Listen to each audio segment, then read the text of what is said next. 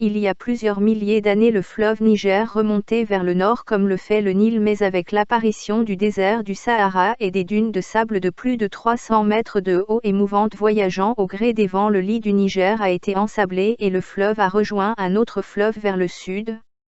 Ce qu'il faudrait faire, c'est créer un lac immense pour ne pas léser les pays africains comme le Mali ou le Niger, puis détourner le fleuve vers le nord et donc vers Alger, la capitale de l'Algérie, comme autrefois.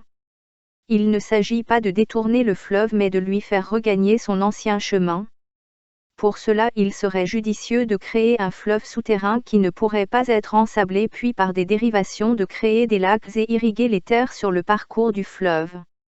Ainsi l'Algérie pourrait devenir une seconde Égypte, un pays agricole et prospère.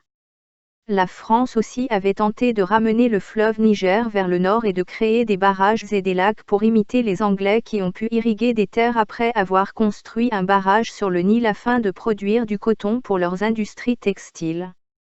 Initié par les autorités françaises dans les années 1920, le projet destiné à l'origine à satisfaire les besoins d'approvisionnement en coton des industries textiles françaises a connu de nombreux revers.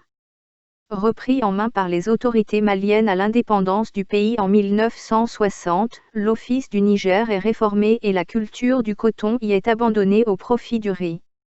Avec ses 100 000 hectares de terres irriguées, l'Office du Niger compte aujourd'hui parmi les plus grands aménagements hydro-agricoles du continent africain et contribue fortement à la sécurité alimentaire du Mali avec une production annuelle d'environ de 500 000 tonnes de riz.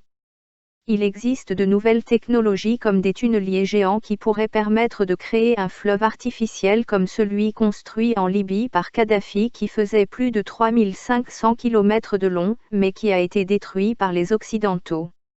Ce fleuve avait coûté environ 30 milliards de dollars.